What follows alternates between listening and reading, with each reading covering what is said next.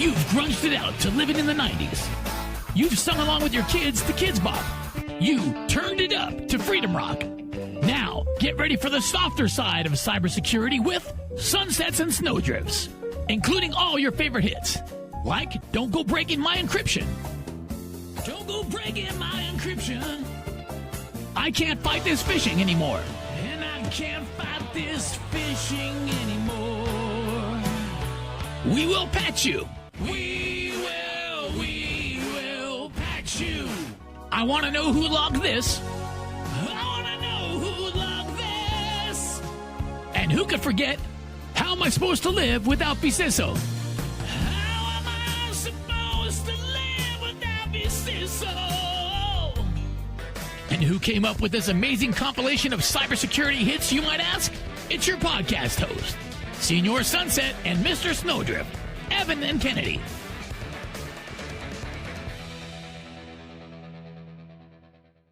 Well, good afternoon, everyone, and welcome to Sunsets and Snowdrifts episode, if you guys can believe it, episode 7.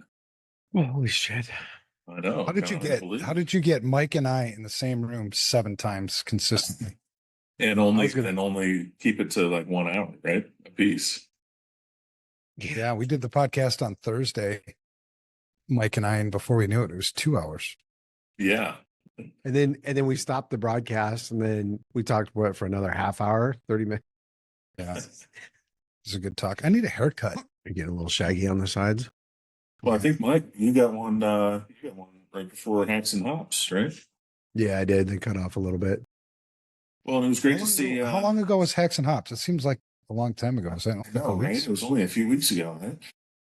A month, almost. Was it a month? Yeah. And I think I saw that the recording just went out and was posted just recently. I think maybe today that it got sent out of the live podcast that was in front of the quote unquote studio audience there. So Yeah, it was a good conversation. But today now it's October, so happy October! I can't believe that either. And I don't know if you're aware, but obviously October, cybersecurity awareness. Everyone. I have not gotten any marketing campaign, any harassment about it being Cybersecurity Awareness Month. Yeah. Why do I have to be aware anyway? I got guys who take care of that for me. Right. Yeah. I'm allowed to, since there's nobody else from Ostra on here, I'm allowed to click on whatever I want. It's the rule here at Ostra. I click all day. Yep. Every day.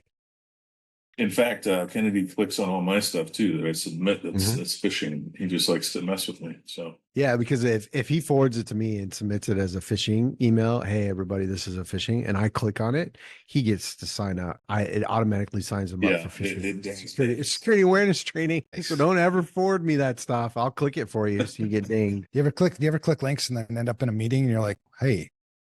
That's kind of how I got. That's kind of how I got here, actually. Clicked on a link, and I'm talking to you guys. Kennedy, you mentioned you haven't received any marketing on Cybersecurity Awareness Month, but I know everyone in this industry sends out all kinds of stuff about Cybersecurity Awareness Month, and I thought we might try to do this in a little bit different way than everyone else is covering it. Obviously, there's the essentials. There's stuff that everyone needs to talk about: phishing and password hygiene, two-factor authorization, all that kind of good stuff. But inventory. Start with an inventory. Yeah, all that stuff. But I thought we'd actually approach it more from the human side, because as you guys know, and I think you guys do a great job of approaching things from the human aspect. And so I thought we might approach this, kind of through the lens of human behavior, behavioral science, and just kind of the psychology of cybersecurity. We talk a lot about best practices, tools, tech, but maybe we dive deeper a little bit into that human side. So maybe we can start with, let's talk about the psychology of phishing. I've heard you guys talk a lot about this. And so I guess the overarching question is, why do people still fall for phishing? I think that we can agree that this is where a lot of attacks really start. is right here. So why do people still fall for this? Human emotion. I was on a call today with a customer and they were talking about it. It was actually a pretty good call. One of the executives was talking about why, as an organization, they're still they're pushing phishing awareness training, security awareness training, phishing, all of those things. And they talked through that they'd clicked on something and earlier that day, and so they related to it. In the story they related, but then also it's like, this isn't going away. I mean, you can change your phone number, you can do different things, but we'll always come back to that kind of that human emotion that people fall for. My aunt, and one of the reasons kind of I'm in this stuff is my aunt fell victim to a foreign lottery scheme. And her belief was that she was going to win all of this money and give to her grandkids and nephews and whatnot. That they every single time they prey on that human emotion to try to get you to click on something, something free, something that you've won, something painful. It's just all comes back to that kind of that, I think, in that human emotion. And then unless we all turn psychotics, then I don't think we're going to be able to get away from it. Yeah. Stop being so damn emotional. Well, and how did your aunt, you've brought this story up before, and I've heard you talk about it, and this happens quite a bit, but honestly, I haven't heard many people talk about it. And I think there's some emotion to that too. I was going to kind of end with some of this later in this episode, but let's go ahead and talk about that. Like, how did she feel when that happened? Like that's an emotional thing as well. And I think that's part of the reason why no one actually talks about that. And from her, she went pretty quick after that. It took a heavy toll on her. She lost everything. She lost her house. She lost all of her retirement stuff was gone because, we need an extra 10K to get it released. We need an extra 20K. It kept stacking up. And it was all in about $90,000 that she lost. And mind you, this was, gosh, at least around 20 years ago. For her to, they had to sell everything. My parents had to step in and help her get through that. There was a lot of kind of like that shame behind it, and that followed her. It followed her into, I can't remember what we called it, like the Section 13er. She had to file. She had no income, and they had to have the state pay for her facility that she lived in, and it just carried forward. But you see a lot of that of people that are, when they do click on something, like we joked about, is like we click on shit all the time, and we get emails, and we're all susceptible to stuff and in various ways, because we lead with trust. And like Evan said, if we get rid of our emotions, and I said we turn them into psychotics, then there's not for us to get out there. That stuff will still happen. We'll still be engaged.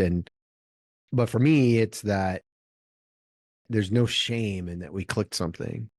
There's no shame that accidentally gave up $400 in gift cards to somebody because, I got caught. There's no shame in that elderly side of things, and those people that are targeted. There's a lot of, and you have I don't remember the exact stats, Evan, but I know you have it. The suicide rate, the numbers associated with that because we build all of this shame around when you click stuff. Why did you click something? Why are you an idiot? That was a phishing email. Now you got to go take more training. And now, there's not this association to it of it's okay. And it's okay to report, and it's okay that it happened. We're here to support. We have to drive in that. So. Yeah. It seems like the best, on the psychology side, whatever the hell it is, it seems like the best decisions, if you look back, on your own life, the best decisions you make are typically the ones where emotion and logic are sort of in balance. It's when emotion gets out of hand, fear, anger, lust. I mean, there's all kinds of emotions, right? And I look back at think of a bad argument with somebody, with a friend, with your wife, and emotions get out of control. And then how often do you look back and regret the things you said, the decisions you made during that time? And it takes some self-awareness. It takes some, I think, emotional intelligence to recognize when that's happening and put things in place. With phishing, what attackers are typically, the emotions that they're capitalizing on are fear. Typically, it's fear of, it's almost always fear, actually, because it's fear of, well, if I don't hurry up and log into my bank account and take care of this, Right. they're going to send me some big bill or something, or it's the fear of missing out. Like if I don't click this right now and take advantage of this great opportunity of, making $1 million, I'm going to miss out. And so you don't take the time to think. And I think if you took the time to think, so it's not don't have emotion, but recognize when you're acting on emotion versus acting on logic. Because if logic were to sink in before you click that link, you would remember what your dad said or your grandpa said or somebody in your life said, if something seems too good to be true, it's too good to be true. That's true. So if I click this and do this thing, I'm going to make $1 million. Really? I mean, it seems too good to be true because it is not true. So I think there's that piece. And then we all make mistakes. We all have emotions. So there are times when, we're weak.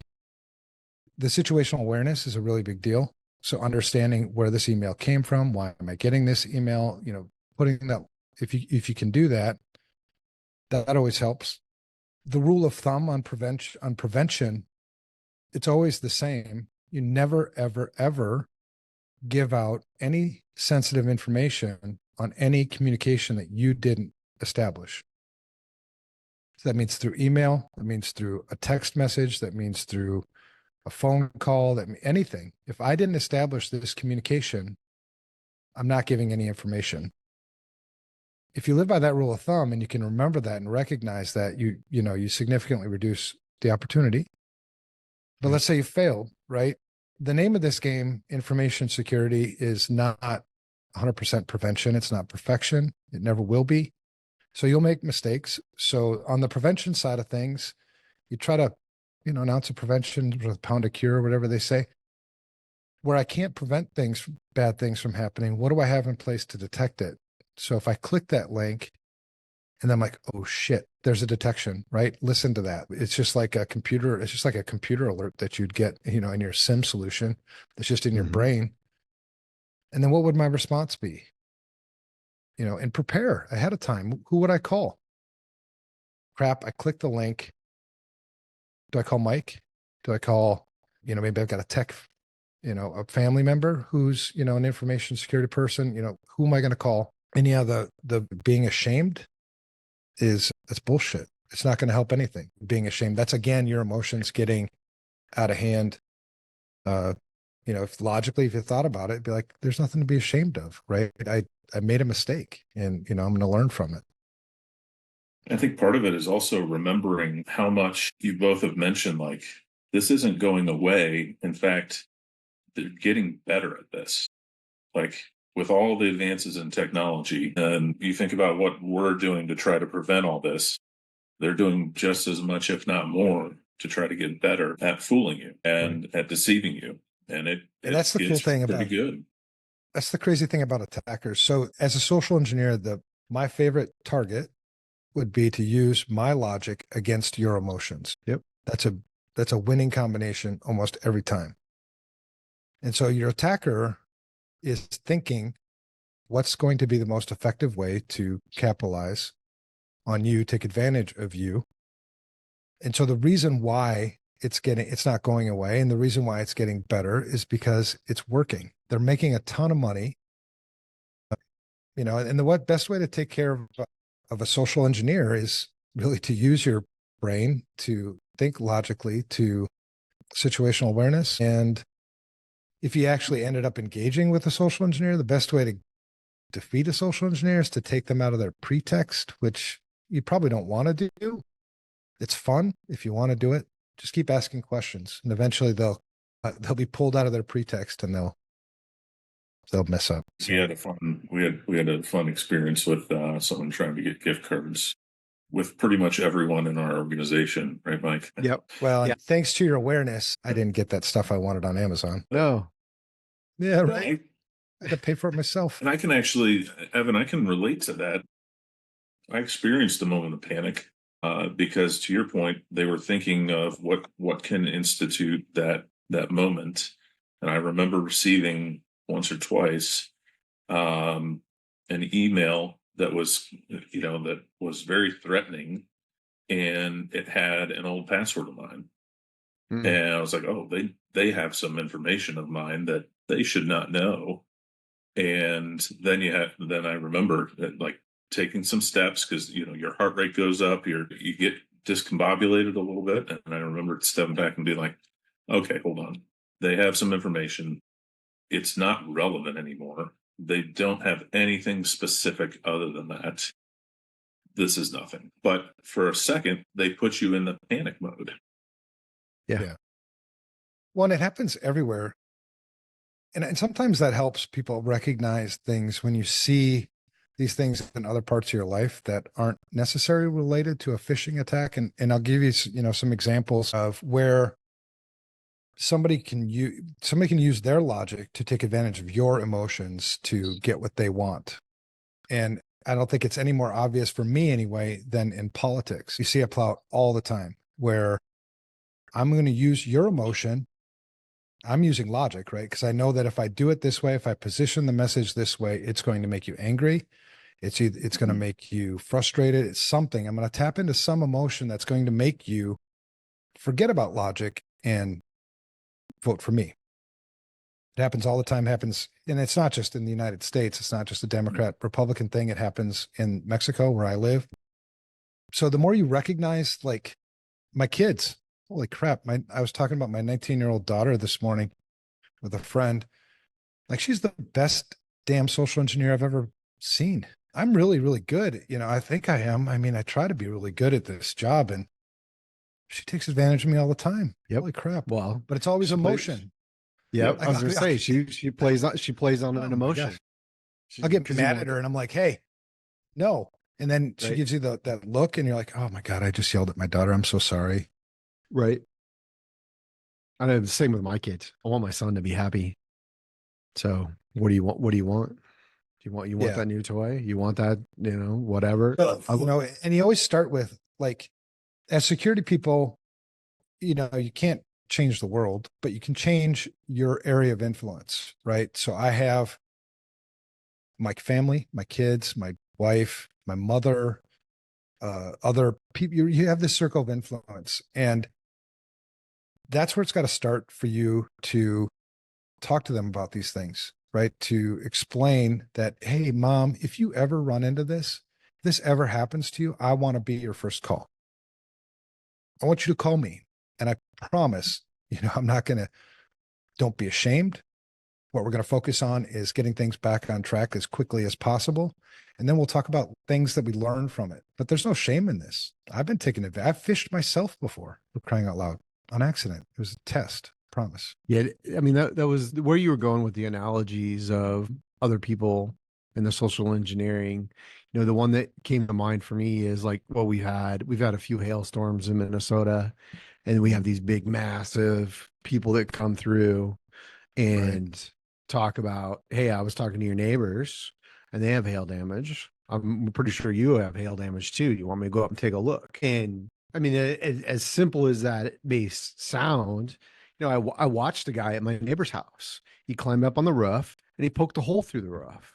And then he came down and talked to him all about it. And I found this, and we're going to come back. And then he came over to my house. I was like, who the fuck are you now? Go away. Right. And then the next truck came through, and the next truck came through. And so it's that situational awareness that you talked about. And, I think that is really beautiful. The comment you said about us having the influence within the people in our lives. Like as an example, we were doing something as a family, and the kids were talking about Snapchat. Jill was talking about Snapchatting somebody, and she said China has all our snaps. And Aiden's like, no, technically China doesn't, because they're not owned, but China does do this with your videos when you put them in Snapchat. And he went down through the whole thing of how Snapchat and what content, how they use that content. And you have given them the legal right to use that picture, that video, that whatever that you put in the application for anything that they want to do from them and any other third parties. And listening to that from a 17-year-old, I was just smiling on the inside and the outside. I was like, but having that influence with those people, and I know we've talked about before, like with my mom, I don't understand how my mom and dad, and I've talked to her about this some, and I want to interview her on this and put some questions to go. But how does my mom? Why is she so aware? Because she knows right away. She gets the phone calls from her grandkids that aren't her grandkids. She gets the emails or the messages. My dad clicks on shit all the time. My mom's yelling at him to stop. But where is that awareness that she has, and how can I bottle that awareness and that belief and then and bring it out more? Because I want everybody to have that. And what you said, taking the time for us. Go ahead. I interrupted you. It's no, man. It's definitely an acquired skill. And I know that because I get better at it. The more I focus on learning more about it, the better I get at it, and you never nail it. I've been in this industry for a long time, just like you have. You're constantly getting better. That's the point, right? Progress is the point, not perfection. So true. I know it's an acquired skill. And I think and everybody's different, right? You have to take into account their own individuality. Some people are just better at it, or they seem like they're better at it. Right. Like your father, if he continues to click on links and just doesn't seem to give a crap about it. If he does give a crap about it, then you would see him start investing time and energy into acquiring the skills to not do it again. He was a crap when my mom starts yelling at him, but yeah. Yeah. Well, and that's it. Like, because people, I think two main factors, and I don't know if you remember, there was in my freshman year in college, there was this class, psychology. Everybody had to take it. It was the Pavlov thing. Do you remember the dogs? Either feed them or shock them or whatever. Yep. Oh. And it was a really important lesson to learn there, because people operate like that. Either they'll kind of just go mindless or just continue whatever it is they're doing unless they see a benefit for themselves. You'll make $1 million if you do this thing. Well, then I want to do that thing. And so that you're tapping, on the social engineering side, you're tapping into something. It's not true. If it was true, well, then you definitely do whatever it was. So if I said I'd give you $1 million if you stopped clicking on links, your dad would stop clicking on links. Or the other thing is pain. So I clicked the link. My dad always used to tell me that there's consequences for shitty choices. So if there's no consequence, then why would I expect anybody to change? Right. I think you have to get their attention first, and then I don't want to go through that pain again. Well, then here's how you don't do that. So I think a lot of times the frustration that we have as information security people with people is they don't change. And I think the reason why they don't change is because we save them from their consequences. I think if you let more people suffer the consequences of poor behaviors, you'd see a lot more people changing. But again, we don't want them to go through pain, but maybe pain is healthy. Well, I think there's some stuff with it in the industry as well, right? That there's this apathy that, LinkedIn has already had a couple of data breaches and has given up all my personal information.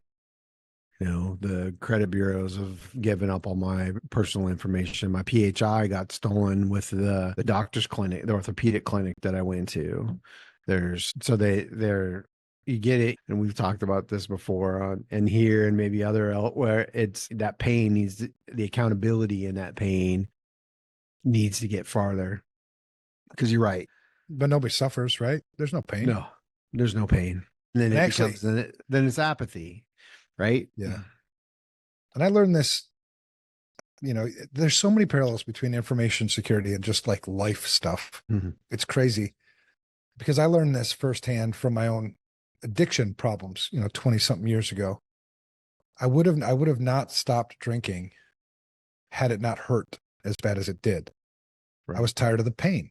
Otherwise, because everybody around me was frustrated as hell. Like, dude, stop drinking. I'm like, Right. I like it and it's good and I'm not suffering anything for it.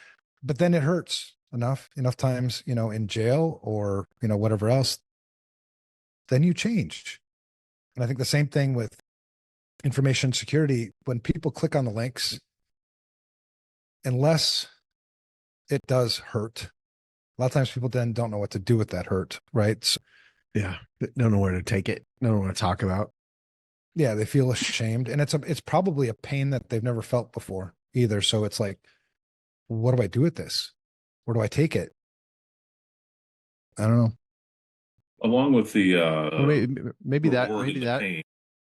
Well, maybe that's an idea. Maybe there's, how do we help people get past that?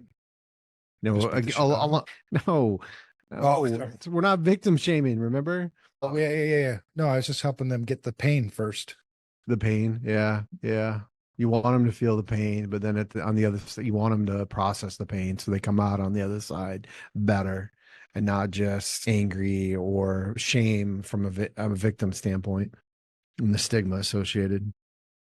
Well, and for us to share as somebody who's been through the pain, that set an example that I've been through the pain before and it didn't end everything. There were still things that happened after that. I have a friend of mine who's trying to save his son from facing the consequences of some of his crappy choices, to the point where, he might go to jail.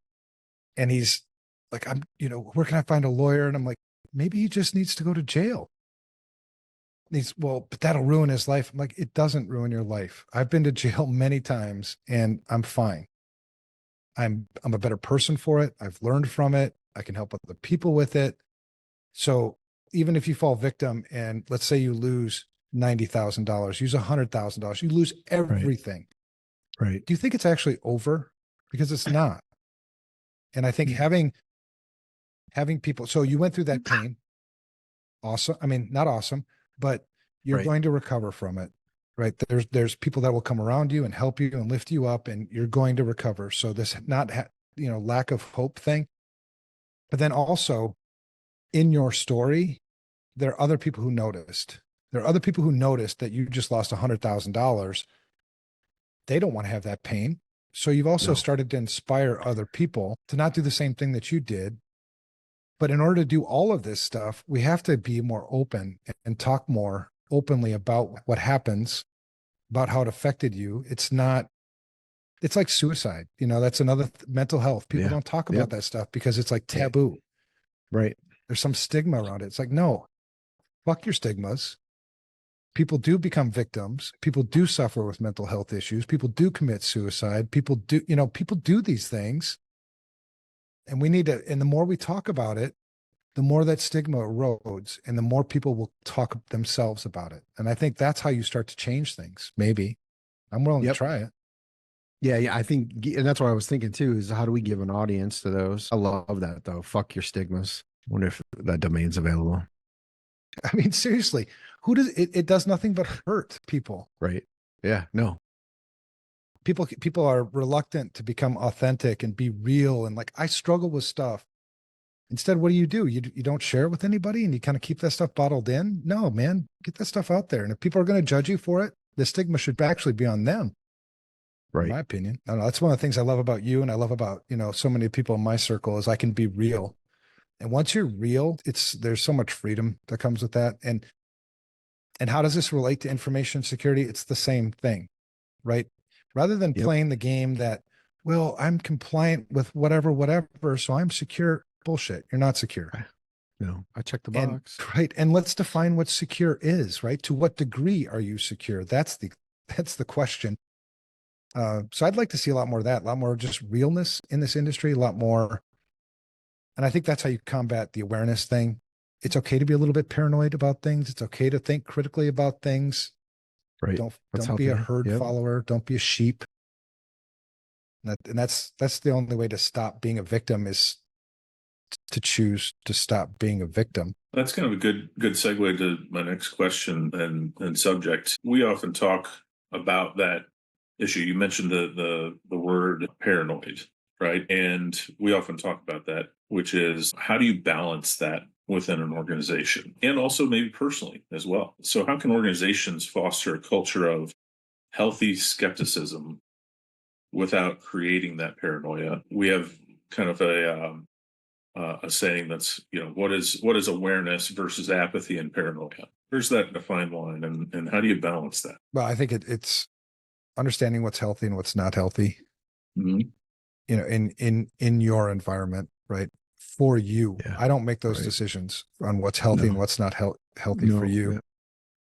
And I use a simple equation to figure out if something's healthy or not healthy for myself. Is there consequences, or are there benefits? And so when you look at an environment and they may have things super locked down and be paranoid, because I think paranoia is actually unhealthy. You see organizations that have things so locked down, which is great if the purpose of your business is to lock things down, but it's not. The purpose of your business is to make money. The purpose of your business is to serve a mission.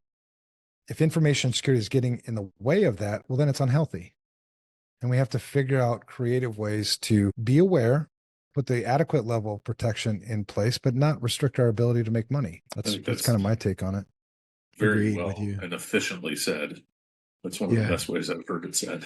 Well, thank you very much. I go to Harvard. I'm a professor at Harvard. I eat lobster on the harbor. Popcorn, Harvard Yard. Chowder. No, it just came out of my head, man. You've gone back and forth on this issue quite a bit. What are your thoughts? No, I agree with what Evan's saying as well. The same thing. It's understanding where you're at as a business. There are stupid things that people do, right? Where you let your marketing department drive your IT spend. That's stupid. The IT department, security department should drive the IT spend. But, to Evan's point, there's business drivers behind it, right? And then also at the same time, I met with somebody yesterday that has some shared conference rooms that they have PCs that sit in the corner and people can come in and do whatever they want with them.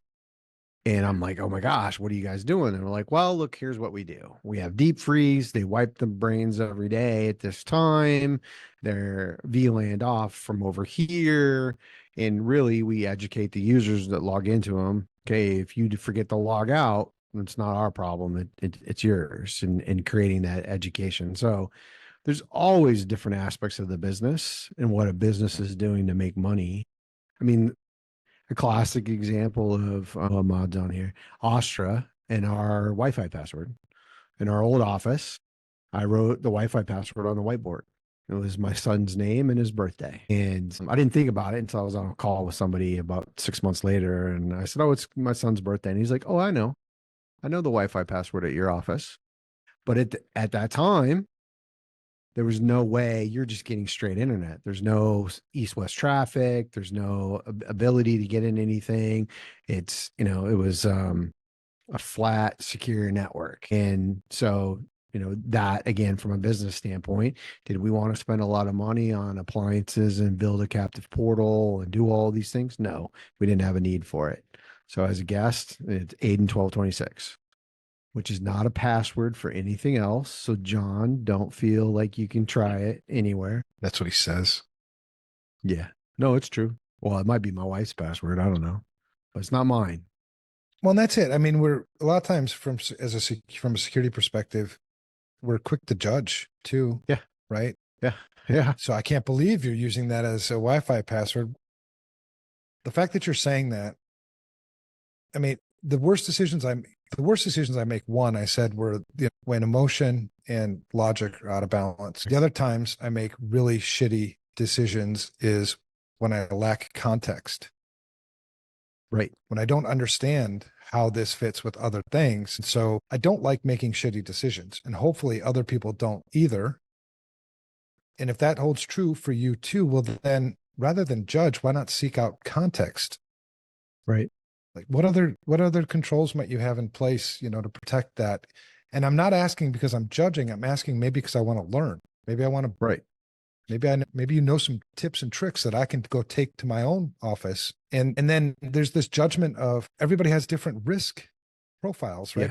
Yes. The things I do would be super risky for some people and like super safe for other people, right? So it's at the end of the day, you make the risk decisions. What's not acceptable is if you don't know what the risks are, if you're ignorant. And that brings us back to the awareness. Yep. The way I would be not ignorant about the risks that are surrounding me right now would be situational awareness. I know where I'm sitting. I know what's going on around me. I'm paying attention. I know what threats are applicable here. I know what I would do in those threats. I know what my weaknesses are. It's the same thing. Take that, apply that at your life first, and then apply it to your business. It's the same concept. It's just a different scale. So it's not rocket science. You don't have to be technically anything. I get tired of people who keep telling me, well, I'm not technical enough to be a security person. I'm like, you're technical enough to be alive. So you're a security person, whether you want to believe it or not. I don't go home with you and choose what you do on your phone every day. And I don't lock your doors for you. I don't do all these other things. Situational awareness. It always comes down to it, man. As far as I can tell, and I'm open to any discussion for somebody who wants to argue otherwise, because I don't know if I'm right or wrong. It's just what works for me. I'm still alive. You're right. I'm still alive. I only have one kidney. Yeah. But I'm still alive. I still hack stuff because they're not paying attention. Right. That's, if you just think of like it, if I were going to attack you, and this is helpful for perspective too, right? When you think about perspective, like if somebody was going to attack me, which way would they come and how would they come? Chances are that if I were going to attack you, I would attack you in a place where you're not watching. Yeah. I'm not coming through your front door. You're watching the damn front door. Right. Yeah. It's the back gate. Yeah. It's the back gate. Or I can, even better if I can convince you to open the door for me, invite me in and sit down to dinner. Give me your checkbook. Yep. And that's where we get back to that. The social engineering, the phishing. That's what that trust. You're leading. People lead with trust. Right. And that's why I think zero trust is bound to fail. To be honest, you have to have a certain level of trust. If information security replicates what you see in just normal day-to-day life, if we all rocked around as human beings and started with a zero trust, we would never interact with each other. We'd probably kill each other. Yeah. So you have to have some level of healthy inherent trust. So figuring out what that healthy inherent trust is so that you can engage further, that's what's going to win. I just sent a text to my wife. Speaking of situational awareness, I was asking Kevin, he's our CFO money guy. And I'm writing a stockholder report for this quarter.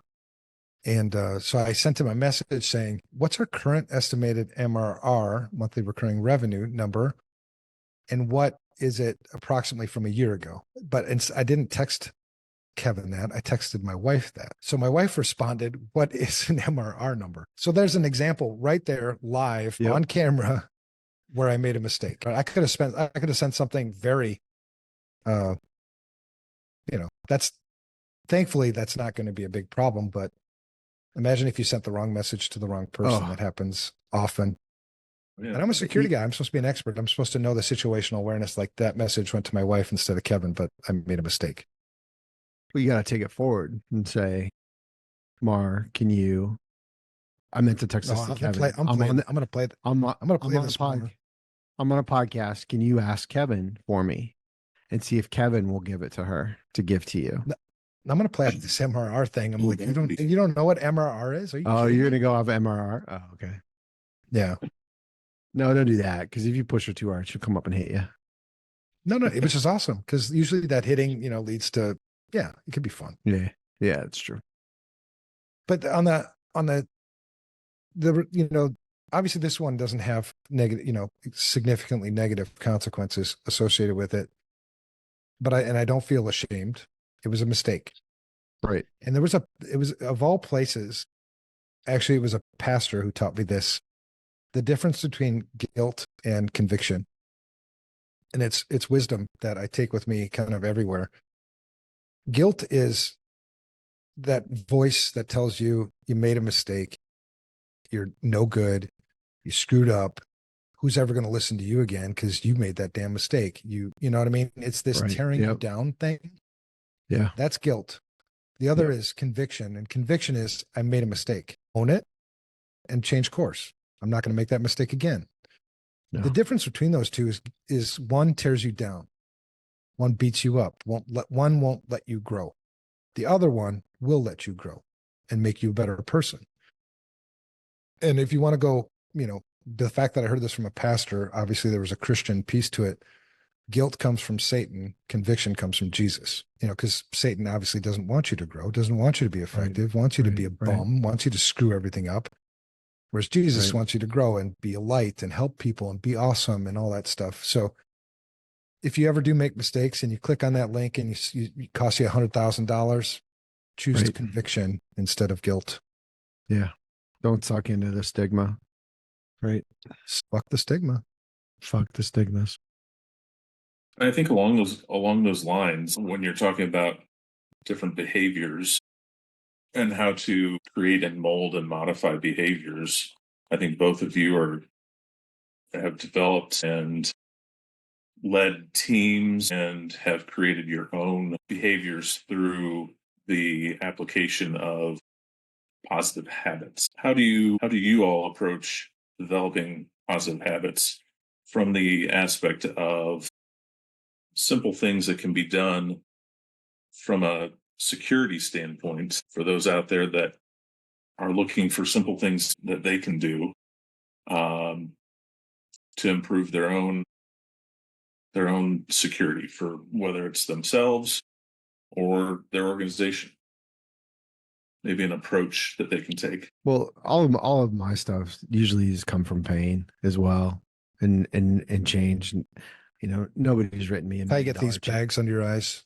Yeah, nobody's written me $1 million check for anything, and so and a lot of it too, like from a leadership. If we talk a leadership standpoint, I've employees call me out on stuff I flippantly say, or I don't pay attention to the shadow that I'm casting in the office or working with people, and how that kind of snowballs into other things. It's what I've found. It's not really healthy to have sarcastic conversations with my wife, and my twisted sarcasm doesn't really meld with her and her interest in having more. Again, that's pain. And those healthy habits of, I haven't figured out how to eat my lunch in less than 5 minutes, more than 5 minutes. I haven't, I'm not perfect, but trying to do these things. And they've always they've come from those pieces and the people that are around me and learning from them. You haven't mentioned it, like learning from my aunt, my mom learned from my aunt and that pain. I learned from my mom and my aunt and that pain, and then listening to my mom talk about my dad all the time. So it's those habits. Learn from us, learn from the other people or your peers. Understand that it's not fuck stigmas in regards to victim shaming and clicking on stuff. Everybody goes through that. Help communicate it out, talk about our own personal experiences, making it okay. And the other thing, when you were talking about too, I was thinking about the authenticity, and you talk about the emotional intelligence, the self-awareness, the authenticity of, I think some of what differentiates people, the successful people out there, is they're just not fake. They're not trying to, I don't know, of course I'm trying to impress, but I'm not trying to impress.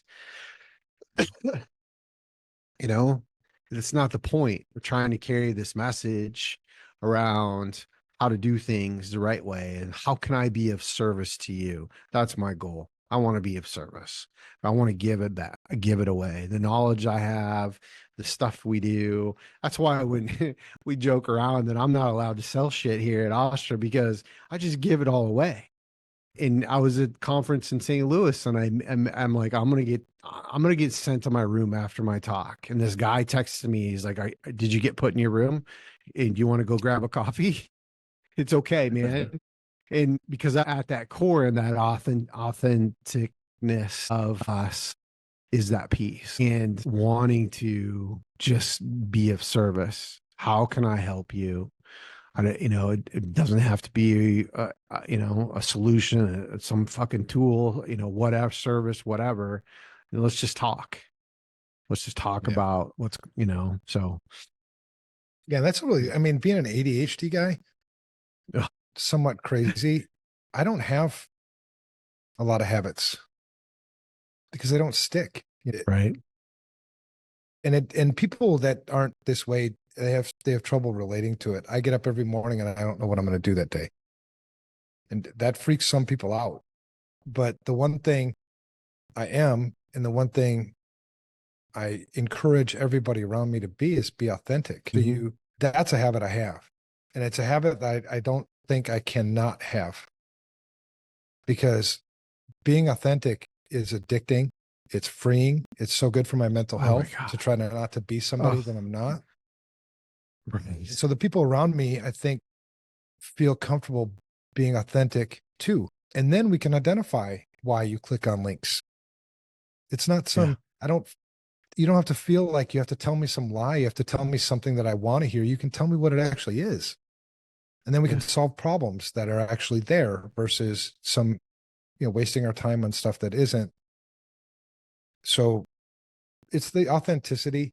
I can tell you the one rule that I try to live by all the time when it comes to phishing attacks and things, and I said it was, I don't give out information to anybody in any communication that I didn't initiate. Yep. If I do that consistently, it makes it really hard for you to phish me. It makes it really hard for you to vish me or any other kind of ish on me. Yep. But I will make mistakes. I'm sure I will. And when I do, I'll be authentic about it. I'll own up to it. I'll ask people to help me fix it if I need help fixing it. And I expect the same thing from other people around me. That's why our number one core value is and will always be, we tell the truth. Mm-hmm. And I love when people, because when you do tell the truth and when you are authentic, it's crazy how different you are from so many other people. I get called out, people like CISSP mentor program. There's lots of things that I do that people are like, bullshit. Like, try it. I'm serious. Like moving down here where I live right now. Like, do you really mean that anybody can come down there and visit you anytime they want? Yeah, that's what I said. And no, bullshit. Okay. I mean, try it. And people do. And then they're like, oh, so it wasn't bullshit. I'm like, no, that's the only thing I'm good at. The only thing I'm ever going to be good at is being me. I'm never going to be the best hacker. I'm never going to be the best CEO. I'm never going to be the best anything. The only thing I will ever be the best at is me. So why am I focusing on anything else? It's crazy. Totally. Well, I sucked at being me. That sucks. I felt like we were going in. I mentioned at the beginning, we talked a little bit about hacks and hops. I did want to let everyone know that's watching this that you can find all the hacks and hops videos, including the panel discussion / live studio audience podcast on FR Secure's YouTube page. And I know, Evan, I think your third episode with Oscar is this evening. Tonight. Is that correct? On InfoSec to Insanity? Is that right? Yeah. And if you want to, awesome. If you want, well, we're going to be talking when shit hits the fan. So we're going to talk about incident response. And it's just more authentic talk, right? I think I've got some of my tech issues worked out, but if I didn't, that's the one thing you can expect from our conversation. We won't be polished. We won't give you any corporate bullshit. It's just, what we think about things and how things work. So it'll be really fun. Good deal. Well, you guys want to leave the audience with anything else? Be yourself, man. Yep. Be yourself. Be authentic. Fuck your stigmas. Fuck stigmas. Yeah, I'm gonna get a t-shirt on that. A t-shirt and a sticker. Yep. I'm sure you already reserved the website. So I didn't get to it. I'm assuming somebody on the call might have. All right. Well, gentlemen, have a good thank one, you guys. so much for this. Yep. It's always good talking to you guys. I love you guys. Have a great day. Yep. Yep, you too. Talk to you soon. See you guys.